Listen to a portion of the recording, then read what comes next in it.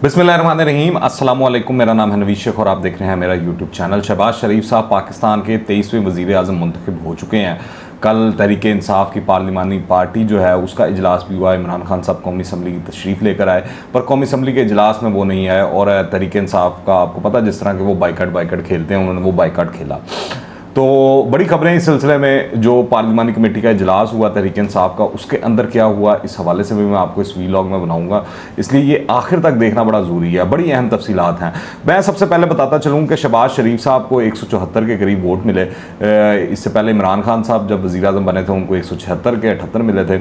और PTI ने जो वज़ीर आज़म के इंतखाब का अमल है उसका मुकम्मल तौर पर बाइकआउट किया। अच्छी चीज़ ये है कि शहबाज शरीफ साहब ने अपनी तकरीर के अंदर ना तो कोई गाली निकाली, ना कोई उन्होंने इंतकाम की बात की, ना किसी को रुलाने की बात की, ना उन्होंने कोई गैर इखलाकी ज़ुबान का इस्तेमाल किया। उल्टा पाकिस्तान की तरक्की और खुशहाली के लिए सबको साथ लेकर चलने की बात की। और उनकी यही पॉजिटिव जो चीज़ थी, मेरे ख्याल से उसकी बात जो है, लोग ये पूछ रहे थे कि अभी तक शहबाज शरीफ साहब ने हल्फ नहीं उठाया था। और कल के रोज़ ही जो कराची स्टॉक एक्सचेंज है, वो स्टॉक मार्केट जो है वो 1700 पॉइंट से ज़्यादा ऊपर गई। फिर इसी तरह डॉलर जो है वो 8 रुपये के करीब नीचे आ चुका है, 182.30 के ऊपर आज ट्रेड हो रहा है। तो ये पॉजिटिव चीज़ें हैं जो शहबाज शरीफ के आने के बाद दिखाई देना शुरू हुई। फिर इसी तरह जिस तरह लाहौर की किराना जो मार्केट एसोसिएशन है, उन्होंने तमाम अशिया की कीमतों में 10% कमी का ऐलान किया और उन्होंने कहा कि साथ वो बैनर भी लगाएंगे, ये भी करेंगे। तो पॉजिटिव चीज़ें शहबाज शरीफ के आने से हमको दिखाई दी। और उन्होंने आते साथ शहबाज शरीफ साहब ने जो है वो 10% मुलाजमीन की तनख्वाहों में इजाफे का ऐलान भी कर दिया। 1 लाख रुपए तक जिनकी तनख्वाह है सरकारी मुलाजमीन की, और फिर पेंशन में भी 10% इजाफे का ऐलान कर दिया, और कम से कम मजदूर की तनख्वाह 25,000 मुकर्रर कर दी। तो ये वो पॉजिटिव चीज़ें हैं जिसकी वजह से अवाम में उनका पहले दिन तासुर बेहतर गया। इमरान खान की तरह नहीं कि इमरान खान का एक वतीरा बन गया है कि वो हर जगह वो जिस तरह वो फप्पे कुटनियाँ माइयाँ नहीं होती, उन्होंने रोना धोना रहना है और उनको बुराई ही नज़र आनी है, या जिस तरह मक्खी जो है वो हमेशा गंदी जगह पे बैठती है। तो इमरान खान साहब का भी हिसाब वो हो गया कि उन्होंने जब भी कोई तकरीर करने आना है, जब भी कोई बात करने आनी है, जब वो वज़ीर आज़म भी थे, तो उन्होंने बुराइयां और गालम गलोच से ही बात शुरू करनी है। मुखालफिन को टफ टाइम देने की ही कोशिश करनी है। अच्छी बात और अच्छी चीज़ उनसे तवक्को करना अब इस तरह लग रहा है कि वो अब हो ही नहीं सकती उसकी तवक्को। फिर मैं आपको बताऊं कि अब ये पता नहीं इमरान शहबाज शरीफ साहब की किस्मत है कि नवाज शरीफ साहब की किस्मत है, या नून लीग की किस्मत है कि शहबाज शरीफ साहब आए हैं और आलमी मंडी के अंदर खाम तेल की कीमतों में कमी वाक़या होना शुरू हो चुकी है। ब्रेंट खाम तेल जो है वो $99 फी बैरल से नीचे आ गया, जबकि WTI खाम तेल की कीमत जो है वो $95 फी बैरल की सतह पर पहुंच चुकी है। तो ये बड़ी वो पॉजिटिव साइन है जिससे लग रहा है कि जो हमारी मईशत है उसको फ़ायदे होने जा रहे हैं आने वाले दिनों के अंदर। फिर कुछ बड़े अहम ऐलानात भी किए शहबाज शरीफ साहब ने अपनी तकरीर के अंदर। सबसे पहले तो जो ये खत तला लेटर गेट का जो शोर शराबा और पंगा मचा हुआ है, इस हवाले से उन्होंने वाज़ेह किया कि इसके ऊपर इन कैमरा ब्रीफिंग दी जाएगी। साजिश साबित हुई तो मैं इस्तीफ़ा दे दूंगा। मगर फवाद चौधरी वो कहते हैं कि हम तो नहीं मानेंगे इसको, आप इसके ऊपर जुडिशल कमीशन बनाएं। मेरे ख्याल से नून लीग को इसके ऊपर जुडिशल कमीशन बना देना चाहिए, क्योंकि जुडिशल कमीशन में से भी इसमें से निकलना कुछ नहीं है और आखिर में तहरीक इंसाफ को भागना ही पड़ेगा।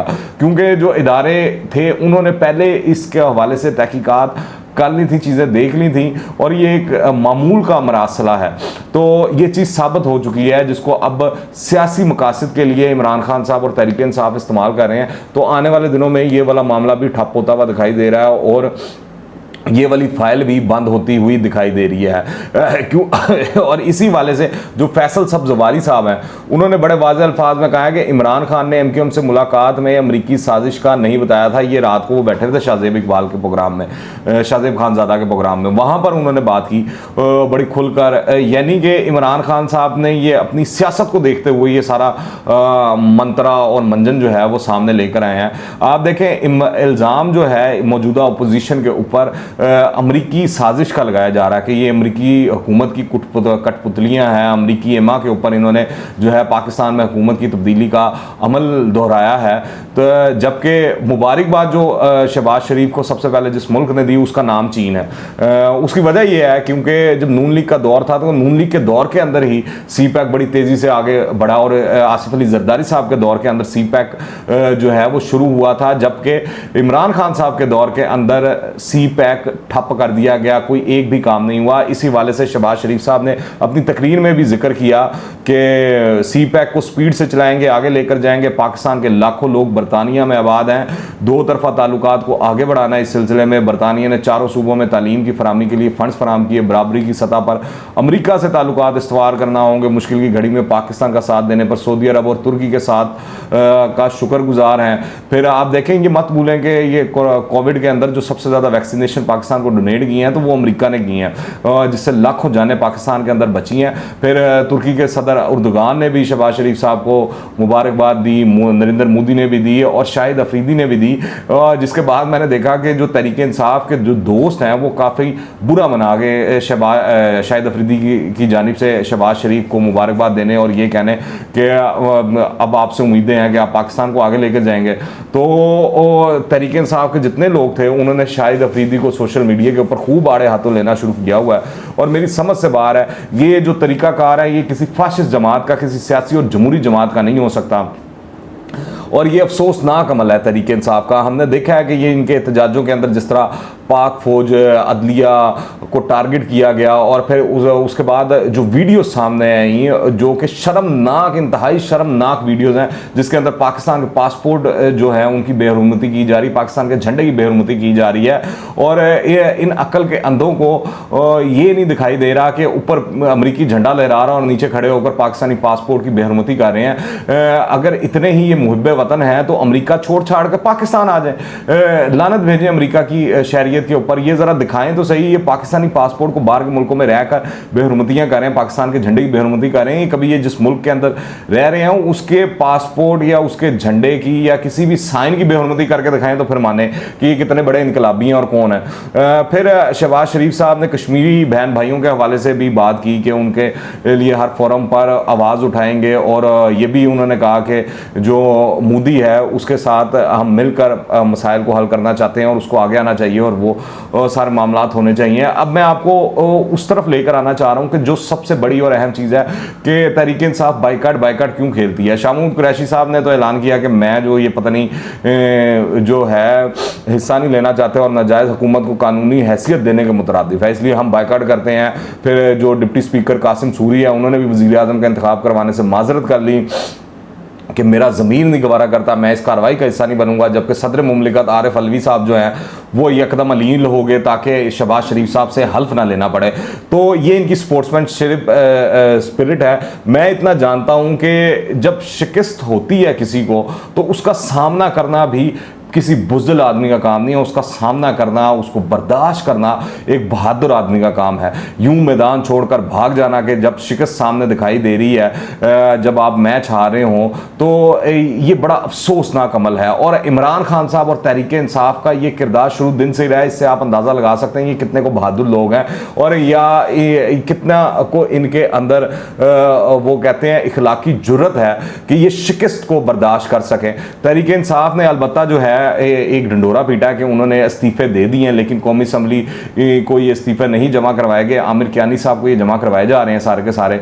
और सब जानते हैं कि कौमी असम्बली का जो तरीकाकार है वो ये है कि स्पीकर कौमी असम्बली जो है वो फर्दन एक बंदे से जो है वो इस्तीफ़ा रिसीव करता है और उसकी ताकि पूछता है, सारा कंसेंट वगैरह पूछता है, फिर उसकी मंजूरी होती है। तो अगर ये प्रोसीजर देखा जाए तो 3-4 महीने तो इसके अंदर गुजर जाने और ये सबको मालूम है। और ये जो मुझे महसूस होता है कि तहरीक इंसाफ इस्तीफों के मामले के ऊपर वो जो 2014 की तरह थूक कर चाटा था ना, जिस तरह के इस्तीफे दिए हुए थे और फिर उसके बाद आकर असम्बली में बैठ गए थे, जिसके बाद वो ख्वाजा आसिफ की मशहूर तकरीर है, कुछ शर्म होती है, कोई हया होती है, वो अगर आपको याद हो तो ये वो वाला एपिसोड मेरे ख्याल से दोबारा होगा, क्योंकि तहरीक इंसाफ के अंदर जो है इस्तीफ़ों के मामले के ऊपर तकसीम है, क्योंकि जो इंडिपेंडेंट उर्दू ने पीटीआई की पार्लिमानी पार्टी का अहवाल बनाया है उससे पार्टी के अंदर जो तकसीम है वो बिल्कुल वाज़ह हो जाती है। इस हवाले से उन्होंने रिपोर्ट किया है कि इमरान खान जब पार्लिमानी पार्टी के इजलास में शिरकत के लिए पहुंचे तो दूर से अपनी बॉडी लैंग्वेज और चेहरे से वो इतने फ्रेश नज़र नहीं आ रहे थे, बल्कि परेशानी और गुस्सा उनके चेहरे के ऊपर आया था। इंडिपेंडेंट उर्दू की जो रिपोर्टर हैं जिन्होंने ये स्टोरी रिपोर्ट की है, कुरतुल ऐन, उनके मुताबिक कमेटी रूम में फुटेज बनाने के लिए दाखिल हुई तो तहरीक इंसाफ के रहनुमाओं को गुफ्तगू करते हुए सुना और इस्तीफ़ों के मामले पर तहरीक इंसाफ में तकसीम का अंदाज़ा हुआ। बाज़ अरकान ने इस्तीफ़ों के फैसले की हमायत की तो बाज़ ने मुखालफत करते हुए कहा कि किसी सूरत असम्बली से इस्तीफ़ा नहीं देने चाहिए। एजाज शाह साहब ने तो ये कहा था इस्तीफ़ा तो बिल्कुल नहीं। फिर वो कहती हैं, ये जो रिपोर्टर हैं, कि पीटीआई के रुकन मुनज़्ज़ा हसन को कहते हुए सुना ये दो बंदे हमें तबाह करके छोड़ेंगे। फवाद चौधरी और शेख रशीद कह रहे थे कि इस्तीफ़ा दो। जो फौज के सबसे बड़े हामी बने हुए थे वो मुखालिफ बने हुए हैं। वैसे देखा जाए तो जिस नहज पर फवाद चौधरी साहब, शहबाज गिल साहब और शेख रशीद साहब की ज़बान और इनकी पेशन गोइयों ने तहरीक इंसाफ को पहुँचा दिया है, इससे ज़्यादा नीचे मेरे ख्याल से नहीं जा सकते।